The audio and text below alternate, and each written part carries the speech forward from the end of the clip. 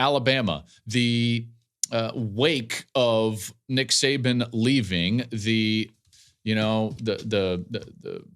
remnants of what's going on there remains to be seen, and it's continuing.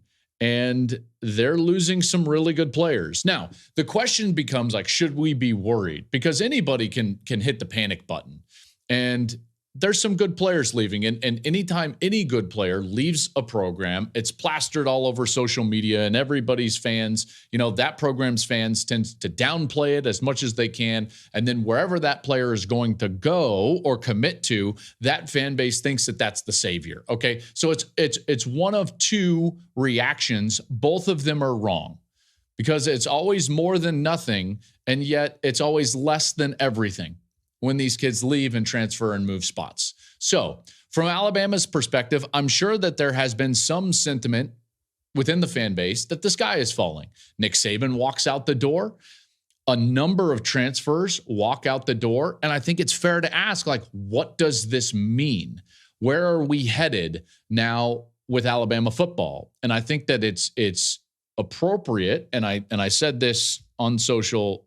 If you want to follow me personally on Twitter, I'm at Joel Klatt. And I said this out there on Twitter. I just basically said they should be fine.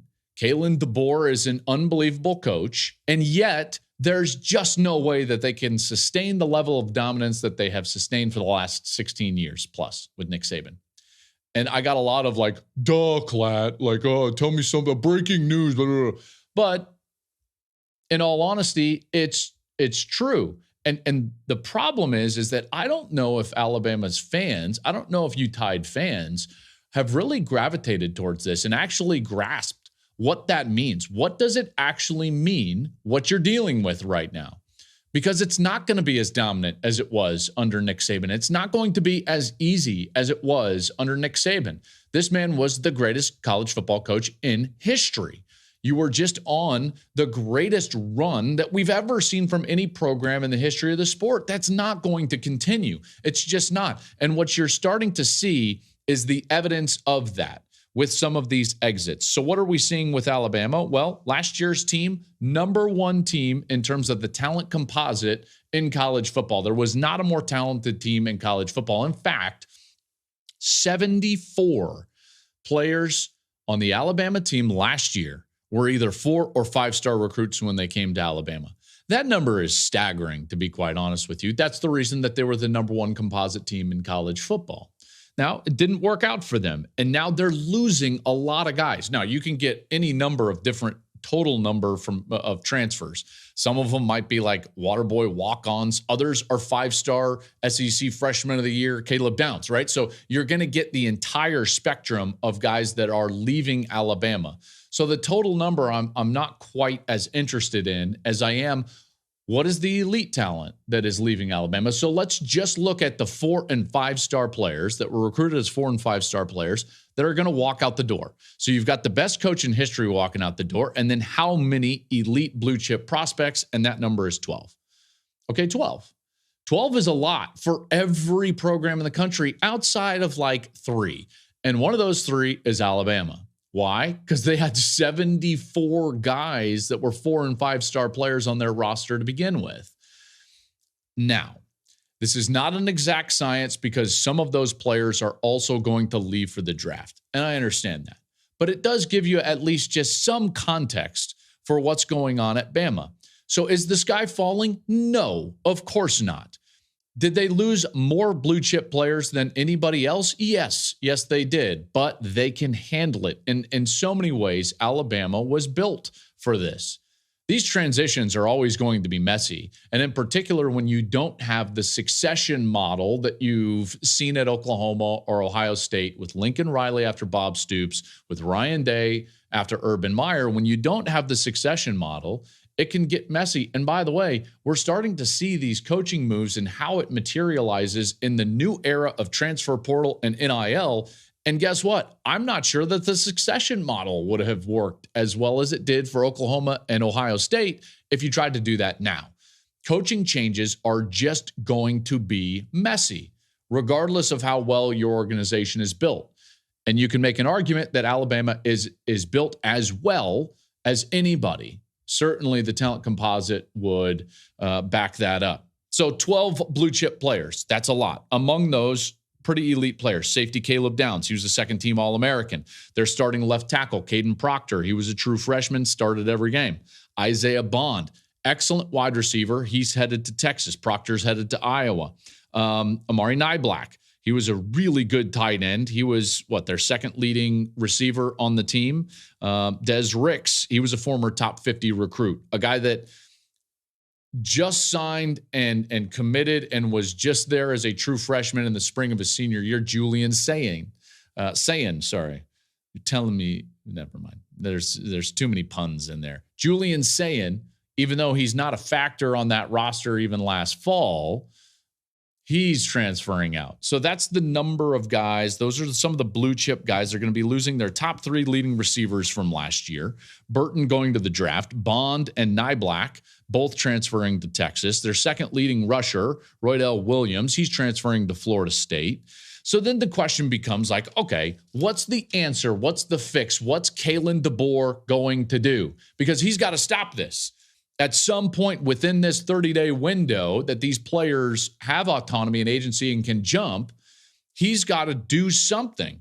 Now, I don't think that means just like bring in all new guys. He's got to circle the wagons and retain the roster, and it looks like he's doing that to some degree as best as he can. Heck, he's got 74 guys that are blue-chip players. I mean, a lot of guys are staying. Jalen Milroe hasn't jumped. And that's a fit that I'm not sure what it's going to look like with him and Kalen DeBoer, but he hasn't jumped. Is he going to recruit wide receiver talent? Is he going to get the right quarterback? Is he going to get the right offensive lineman? This is one question, and I didn't bring this up when we were talking about Kalen DeBoer and just like the Saban news on previous shows. And I'm not trying to be a pessimist here, but I would say the only thing that I wouldn't say DeBoer has shown a real elite nature with is in recruiting. Okay. And that's something that Alabama's going to expect, is that their roster resembles what Nick has built for the last basically decade and a half. I think that you can argue that after these exits, there's still going to be a top 5 roster, which guess what? They're still probably going to be just fine. But it does, beg the question, what is DeBoer going to be able to build? So he gets Austin Mack out of the transfer portal, his former school, Washington. He was a redshirt last year and a top 75 player in last year's class. Probably he's a quarterback. He's going to be replacing basically Julian Sayin. He got his really good center, Parker Brailsford, from Washington. He was a freshman All-American, so he can replace McLaughlin, who left.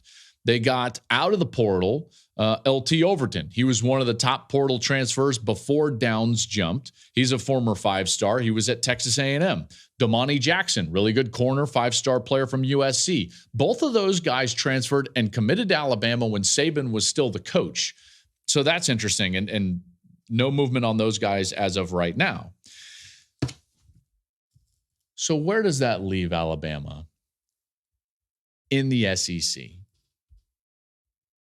Where are we at? And this is where it's going to get a little, this is where the separation is going to happen. Because I think that everyone's acknowledging that's like, oh, well, yeah, this can't continue. And Nick was great. And, we were on this great run. So, I get it, but DeBoer is great.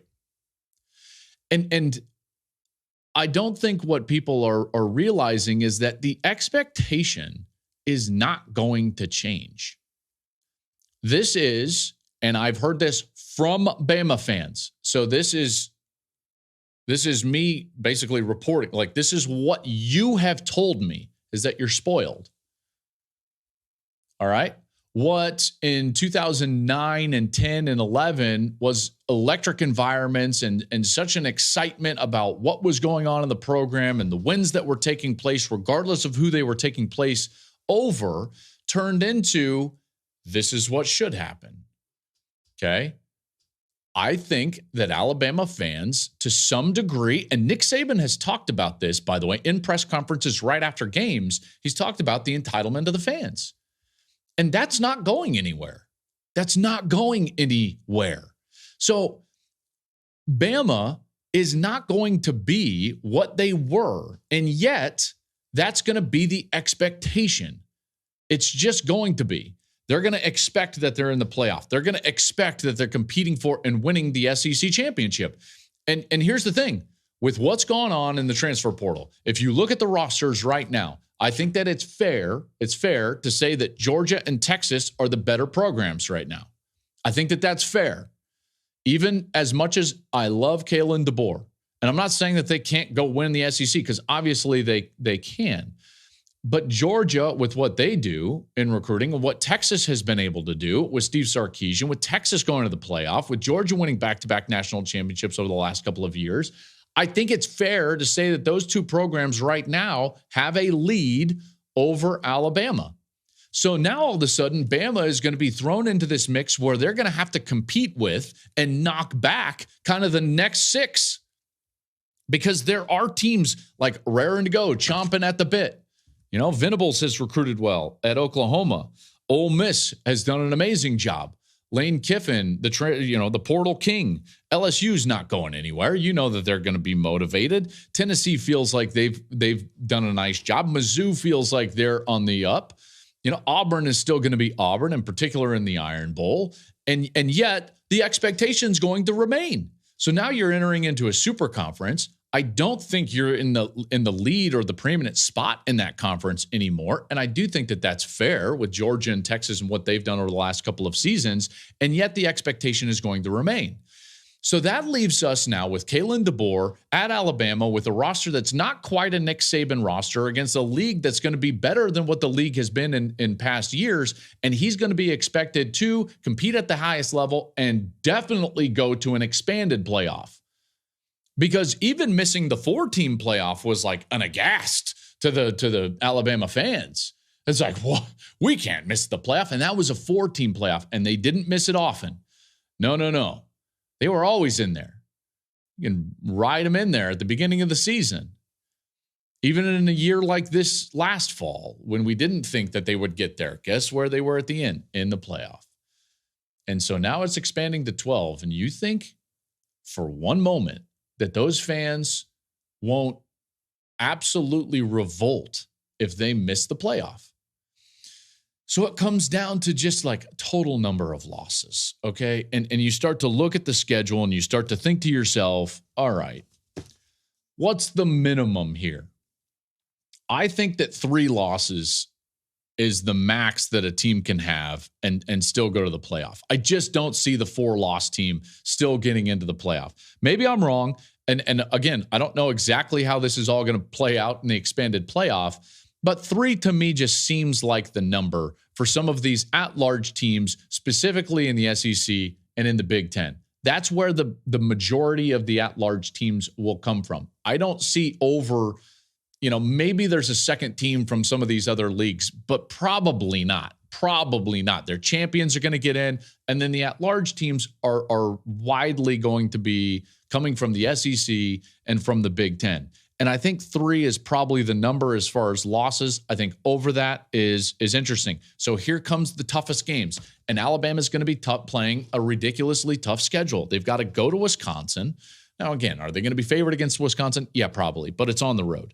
They've got to play Georgia. At least that's at home. They've got to go to Tennessee. That's a tough place to play. They've got to play Missouri. That's an up-and-coming team. They've got to go to Death Valley and go to LSU. Pray that one's not at night. They've got to go to Oklahoma, a place that they haven't really been and is, tough place to play. And they have the Iron Bowl. So Kalen DeBoer's got his work cut out for him. So is it time to panic at Alabama? No. But is it going to look the same? No. It's not going to look the same. I know that they were looking for, possible transfers to come in. I think DeBoer and his recruiting style is going to be under scrutiny because it's not like he was churning out top 5 classes at Washington, even though I know that he's a great coach. Like, guys, I know he's a great coach. And can he get it done at Alabama? Absolutely. And this first year remains to be seen. I know that he was after Noah Fafita and Teteroa McMillan at Arizona, didn't get him down. Those guys, Fafita and McMillan, are going to stay in Tucson. So that's a big pickup for Brent Brennan. Fafita and McMillan are excellent players, are really the reason and the drivers for Jed Fish to get that 10 wins. Then Fish bolts, and he's now in Seattle, taking over DeBoer's job at Washington as DeBoer takes over for Nick Saban. They're all trying to get each other's players. And guess what? Fafita and McMillan are staying put in Tucson. So good for them. It's not a demise at Alabama, but it is certainly, a trimmer. Thank you for watching the Joel Klatt Show YouTube channel. And if you liked this clip, make sure to like it and subscribe to the channel, and you can stay up to date on all of my college football coverage.